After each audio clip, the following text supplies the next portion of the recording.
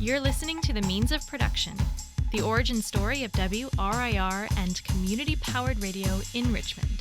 I'm Whitney Whiting. Whether we're going out to 30 blocks or 3 million people, to have a quality radio station, we still have to do the same amount of work. We were always adapting because everybody was a volunteer. And honestly, if you're doing this all DIY, it has to be a bunch of people doing it.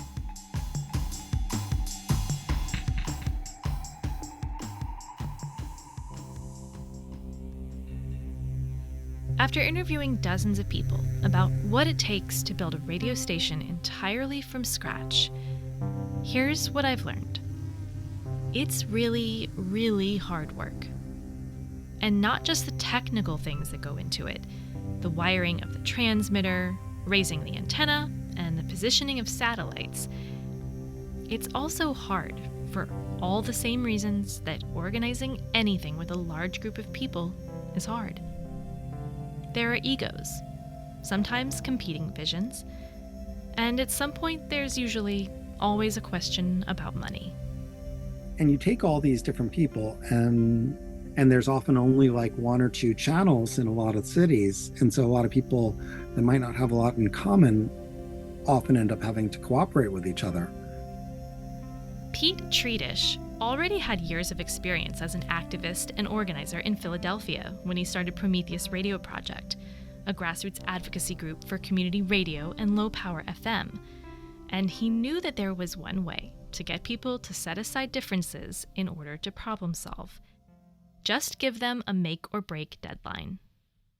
We would invite them all to a big event, which we called a radio barn raising. And those typically had about 200 to 300 people. All right, we're all here. I'd like to welcome you all. In 2005, Prometheus held their 7th radio barn raising for Radio Free Nashville, a low-power community radio station that, like WRIR, took years of work to get on the air. With barn raisings, radio barn raisings, the idea is that we bring together a whole lot of people that want to learn radio skills or that already know radio skills and like to teach them. We'd have like 30 or 40 workshops and like how to cut a news story, how to organize a program schedule, how to wire a mixing board. How audio works, how to physically build a transmitter, how to tune an antenna, how to make sure that a station, once it's on the air, can really be in the hands of the community that is broadcasting on it, that really owns it together. And then also over the weekend, we would just build the whole radio station from start to finish. And it was always like really tense because we have to build everything in 48 hours, more or less. It's been one long, hard battle, but we're here, we won, and I am so glad that you are all with us. So we applied for the license, and lo and behold, one day in the mail came our construction permit, and we about dropped dead. And of course, very naively, we thought that meant, oh gee, we're going to be on the air in 18 months. Woo-hoo, no problem at all. And every possible thing that could have screwed us up happened. I mean, everything. And I was tearing my hair out, and I'm thinking, a barn raising? Why the hell am I doing a barn raising? How stupid is it? Pete admits this isn't the most efficient way to build a radio station, but there was a particular genius behind his method. One thing that I really wanted to bring to left politics from my world working as a builder was to help people get over themselves and not fight about dumb crap. My whole gambit, the whole idea was like, okay, who wants to be the jerk that delayed the opening of the farm worker radio station because you had to like grandstand about blah, blah, blah, this, that, the other thing. So I felt that like having a deadline, having a lot of people like working together to build the thing would cut down on some of the infighting and the, circular firing squad behavior that happens in social movements. And, we were largely very right about that for a long time. WRIR wasn't immune to these common pitfalls either. Building this radio station was, at times, extremely challenging and very messy. Pete, however, was confident that they could pull it off on their own. My feeling about WRIR really always was that they were technically, Max is a genius with anything. Even though he wasn't particularly a radio engineer, beforehand. He was able to figure out whatever he needed to do. They had all the technical knowledge that they needed, so they didn't really need us for anything. By February of 2004, Radio Free Richmond was forging ahead with new volunteers and a brand new momentum. While Prometheus gave stations just 3 days to build everything, Richmond had 11 months until their FCC deadline. No, they did not have a transmitter yet or an antenna, and they had hardly any money. But they had plenty of time to sort it all out. And every day, new recruits were coming out of the woodwork. I was interested in all the sort of DIY things because I grew up in the era of punk rock. So everything is DIY and I'm happy with it. Jessica Martin, also known as Tiny DJ, brought with her years of essential radio experience after she helped launch the Charlottesville-based community station WRIR-LP in the mid-90s. So I was very familiar with taking a radio station from 0 to 60. That's what kind of sparked my interest. And as WRIR-LP became more, I can't say corporate because it's still a community radio station, but they wanted to expand and expand and expand. And as that progressed, it was less of a DIY thing and more of a almost corporate sounding radio station, which didn't really interest me. I came across WRIR doing an event downtown, and so I met Max and Christian, and they took me to this squalid little basement, and he's like, why don't you just record a show? So I did. I didn't really have anything prepared that day. I just pulled from CDs they had and did some announcing, and he's like, oh, you know how to do this? I was like, yeah, I've been a DJ for many years at that point. When he said, yeah, we're trying to start a station, I was like, oh, okay, so you have a studio and this is just sort of your practice space? And he's like, oh no, this is it. And it was just a little room in the place that Alan Shensius was remodeling. That's where the West Broad Street station was when it became a station. So they had volunteers, and they also had a space, which can be a huge hurdle for most startups. But when it came to the space, there was a catch. Here's Bill Lupaletti and James Hickman. We had no certificate of occupancy in the building. Oh, well, I mean, never mind the building. Let's jump back to when they wrote this application. I'm sure nobody was really thinking about how to operationalize it. You had to get the license. And so when they filled out that application, the address that they used was Alan Shensius' address. As in his home address, where he lived with his wife and family. 1621 West Broad Street was a space in transition in every possible way. It had previously been a plumbing store. There was the basement, dark, dingy, typical of old Richmond buildings. There was a storefront on the ground floor. That was the part Alan was remodeling. And a set of steep wooden stairs led to a multi-room residential apartment on the second floor. So the idea was, and this was decided before James and I ever showed up, we were going to occupy 1621 West Broad Street. How were we going to do this with Alan and his family? He was married and they had 2 kids and they were living up there. How is this going to happen? I don't know, not my business. They had already decided this. But in the meantime, we were going to operate out of the basement of 1621 West Broad Street. And that's where we were doing the internet streaming from. And when I started doing my show in February of 2004, so it was right after that meeting, and I said, I want to do a show. Okay, great. Here are the people who are organizing the music. So I met Christian Hendrickson, I met Leland Morello. Those are the people that are working on the music. They said, okay, when are you available? I said, okay, you're on the schedule. Show up and do your show. For nobody, for 6 people that are listening on the internet. Welcome to Global A-Go-Go, the radio show that puts all your food on one plate. We're here every Wednesday from 5 to 7. But that's fine. You got to start someplace. But you're starting in the basement of 1621 West Broad Street. It was a You can edit that. It was a mess hall. Both of those things were there because it was the basement of a very old Richmond derelict building. So it was pretty rough space. And there was a lot of cardboard used to make up walls and things like that. It was pretty rough. Yeah, and Alan had, was storing, construction materials down there and stuff like that. But this is what we had. This is how we were going to start. Alan and his family moved out.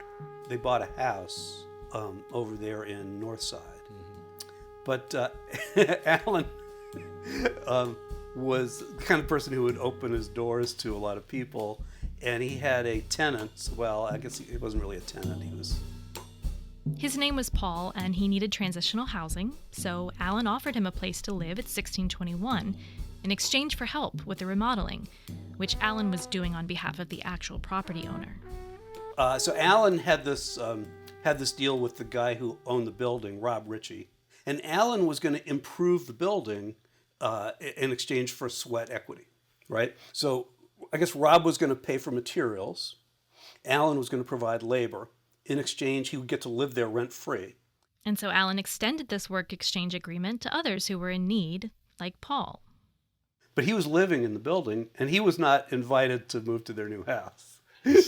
So we had a tenant as well as trying to operate a radio station. There was some problems with showering and things like that would come up. Liz, I'm sure will talk about Paul and tell her that you know about Paul walking around in a towel. You won't have to. We'll just let her tell that story. We don't need to. Tell that story. Yeah, but this is the kind of stuff that we were dealing with. So by mid-2004, as Alan and his family were moving out, the Radio Free Richmond team was slowly starting to move in, transitioning from the basement to the second floor of 1621. Alan was still renovating the first floor, with the vision of it one day being a social gathering space, something he was calling Fusion Cafe. In the meantime, Radio Free Richmond was figuring out what they were going to be and how to get there. Here's Liz Humes. We broke into subgroups, and it was like time was ticking. And we would meet monthly or maybe less than monthly. And then eventually, this is my version of the story. So there were other things happening. We had like a marketing committee, and we met weekly and bi-weekly to figure out the identity, the marketing and the identity of WRIR. That's where Radio for the Rest of Us came out of. That's where News, Views, and Music, otherwise unheard on local airwaves, came out. As the vision for WRIR started to take shape, Liz was taking stock. How much time could she really devote to a passion project like this? And would it be a distraction from her professional goals? Or could it be the opposite? Could it actually be a pathway? I wanted my own show. That's my line. I did what I did because I wanted my own radio show, and access to having your own radio show in a public broadcasting style was impossible at the time. Unheard of. Giving the people a voice. I mean, radio broadcasting wasn't, to get on air was so exclusive to very, very few people, very, very elite. You couldn't just get a radio show. But in order for Liz to get her own radio show, they had to get on the air. And to do that, they needed money. With her previous experience at Punchline Magazine, fundraising was the perfect role for Liz. At this time, right, we were meeting at my house and talking about the idea of WRIR. I put my house on the market, sold my house, went to Spain for a couple of weeks at this huge transition point in my life, not knowing what I was going to do, and had gone to Spain. And in the background of Spain, I wanted to ruminate. My plan was to ruminate on what to do next with my life. I was also, I had other jobs at the same time as, when we were meeting bi-weekly. I had a couple of jobs because I had a daughter. I had a couple of jobs, and was standing in my new kitchen and had this, and it was like July 2nd, July 3rd of 2004. And all of a sudden I made a decision. I'm going to go full time. I'm going to raise the money for WRIR. And then immediately it was like I closed the door on the decision, and then immediately Alan Shinsius was on the phone. Within seconds of like making this decision, Alan Shinsius was on the phone and said, we have come up with some money to figure out how we want you to come work this and we want to pay you. And anyway, I mean, it was like, I make a decision and then that's it. But I'll stew and stew and stew. So I made the decision, Alan was on the phone, and then we were off to the races. And so I committed to being the full-time fundraiser. I became the full-time fundraiser. And we had already been working on the media kit, so I had some tools, I had an idea. She also had contacts and connections from her days at Punchline. Here's RIR co-founder Chris Maxwell. You might also hear a little bit of Alan Shinsius chuckling in the background. Liz Skrobashevsky-Humes, who is a genius. She was a big part of us getting the funding to exist at all. She had this Rolodex ready to go, and she had credibility. And so she went to these people and said, hey, I'm a part of this new radio station. We're not on the air yet. I know that that's a risk for you, but could you buy airtime before we're even on the air so that we can run your, can't call them ads, but underwriting. And a large proportion of them agreed. Let's pause for a second here because I have to confess something. I've heard this term, underwriting, so many times before, and I never know what people are talking about. So before we go any further, what exactly is underwriting? So underwriting is a, it's like a sponsorship. It's a difficult concept to explain, and to be fair, I kind of put Liz on the spot here. It is a sponsorship of either the station or a particular program where a for-profit business comes on and their gift to that show or to the station is acknowledged on air. And this term specifically set up for non-profit broadcasters. We can think of it like this. Commercial stations broadcast commercials. We've all heard them before. Commercials tell their audience explicitly to go somewhere and buy something from someone. Per FCC regulation, non-commercial stations, like WRIR, can't do that. They can still accept money from businesses, but they can't tell listeners to go buy something from that business. Instead, they're limited to a simple on-air acknowledgement. So that's why some of it is very, very awkward. You hear often, you can find more information. More information is available at, instead of telling people to go to tell someone to go somewhere is considered advertising. The suggestion of going there is not advertising. It's complicated. One of the things that I had to do, Bill Lippoletti had, right before we launched, had this big meeting, kind of a party at his house, a daytime party at his house, where all of the DJs, everybody came together, perhaps for the first time. And I stood up and I had to explain to everybody the rules and laws of underwriting and what they can say on air, what is plugola, what is payola, and this very complicated way of thanking people for donating money on air. It was a difficult concept to get across, and a difficult concept to teach ad nauseum so that it's followed, and the importance of it. So it's July of 2004 in Richmond, Virginia, and Liz is about to take on the sole responsibility of raising enough money to launch an independent radio station out of the second floor of 1621 West Broad Street.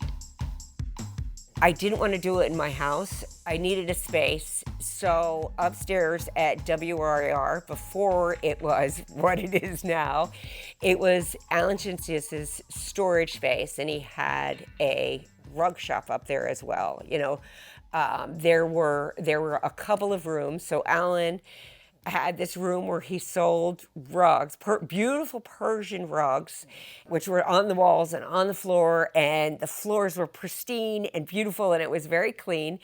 And then you go around the corner, and there were rooms filled with stuff that nobody wanted, that for some reason they couldn't get rid of, you know, had sentimental filled with just junk that you lug every time you move. You lug from place to place to place. Anyway, it was like one of those rooms.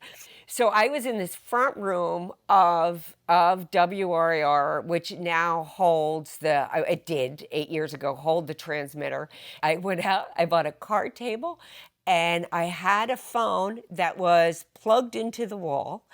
And I sat down on this 4-person card table, folding card table, with a phone book and yellow legal pads, and just started calling and calling and calling and calling and calling. And I would pick up the phone, and it was the Yellow Pages. And so I sat down with the Yellow Pages, and I don't know if I started with A, but I went through, literally sat down and went through the Yellow Pages, and would pick up the phone and call somebody, tell them about the project and what we were doing, get a rejection, get no answer, get blown off, hang up and pick it up and do it again, and hang up and pick it up and do it again, and do it again, and do it again, and do it again. And I had all of my contacts, which were the downtown Richmond businesses, some of which were gone, some of which were there. The downtown Richmond businesses left over from Punchline, Ward Teft of Chop Suey Books, World of Mirth, Plan 9. I called law offices, and I just picked up the phone. I mean, I called doctors' offices and called for months. And meanwhile, there was no air conditioning. I would sit and run out of steam and be like, I can't make another phone call. I can't do it again. I would sit, I would calm myself, I would meditate, get the energy again, and then do it. And I don't know. I don't know how, why, who, alone in this hot, dirty place. And then there was, and this is, I think, the story that Bill and James want me to tell, which is Alan Shinsius, out of the goodness of his heart, was like everything in Richmond, or like everything in the fan. It was a shotgun style, right? Long and skinny. And so you walk up the stairs, and there was Alan's rug room. And then you went down a hallway, and there was, so the structure of this was also shotgun. And anyway, I was in the front. Then there was a middle room. There were 2 middle rooms, and then there was this room with this houseless person, and then there was the bathroom. And then the kitchen. But anyway, so to get to the bathroom, I had to go past this person who, out of the goodness of Alan's heart, was there, or whoever's heart was there. But he was unique, and at times he was undressed, completely undressed, and I would come down, and there was this fully naked man, and I was alone. I was up there and alone, and it was just like, I was like, what the and anyway, and things like, this was pre Me Too, where things that are absolutely untenable now were overlooked or seen as humorous. And and so I had to anyway, it was bad for me. I'm going to say the truth of it. I was there, I was trying to do it, and there was a naked man, and constantly there. And anyway, it now is not funny. It is funny. It wasn't funny. It wasn't funny for me. And anyway, so, and then there was this room filled with rugs and dirty things, and there were things that were not funny, and at all. And so I did have 2 meetings where I went to the board with this. There's a naked man, and I'm trying to raise money, and it's a big issue. And then I also remember having an epiphany that we needed to find another place for this person. We couldn't just kick him out. We needed to find another place. A very clear epiphany, actually, about that. And during this meeting, but it was like defending myself, defending my right to do what I was doing with a naked man in the building, you know, and how that was wrong. And it was a very different time. It was very hard to grow up, and really working, and you are growing up through work. It was very hard. There were a lot of things for women that were very hard. So anyway, I had this corner space, and I called and I called and I called. The endless phone calls in a room with no AC finally paid off. In addition to fundraising seed money through blanket emails and donor boxes throughout the city, Liz secured signed contracts with local businesses for 52 weeks, a whole year's worth of on-air underwriting, all for a station that didn't even exist yet. And so what that did, in my mind, and whether anybody else realizes it or not, but that was sustainable income for us and a reliable source of money, so that, you know, we always had something coming in. We always had the rent paid. I was contributing as much as I could to the rent and to the lights. By now, they were no longer calling themselves the Radio Free Richmond Project. This was WRIR, Richmond Independent Radio. Radio and ideas run by independents that express the concerns and interests of the people that actually live and work in Richmond, Virginia. With a full year's worth of backing and buy-in from the local community, as evidenced by this archive of Global Agogo, recorded on October 13th, 2004, 2.5 months before their FCC deadline, when they were still just streaming online at WRIR.org. My name's Bill Lupoletti. I bring you the program every week, and we've got a great show for you today. But before we get into the music, I want to remind you that WRIR's programming is brought to you in part by our founding underwriters.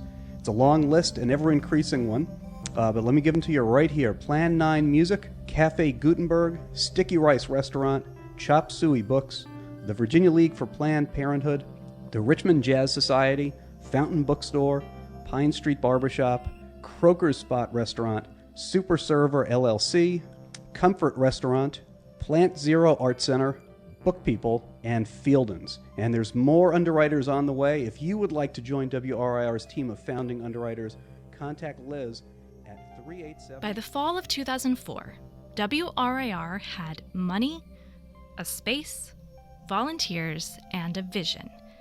They still had to install a satellite in the backyard and raise an antenna on the roof, no big deal. And they would also need a special use permit from the city of Richmond in less than 3 months.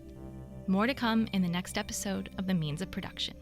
Special thanks to Pete Treatish, Christopher Maxwell, Fareed Allen Shinsius, Bill Lupoletti, James Hickman, and Liz Skrobashevsky-Humes. This episode featured archival audio courtesy of Prometheus Radio Project from their 7th radio barn raising for Radio Free Nashville, WRFN, who celebrates their 20th anniversary on the air this year. Music in this episode was from the Free Music Archive, including tracks by Taylor Hobynum, Tomas Fujiwara Duo, Lobo Loco, and Nozu. Find all episodes at soundcloud.com/anotherrichmond. Until next time, I'm Whitney Whiting, reminding you that another Richmond is possible.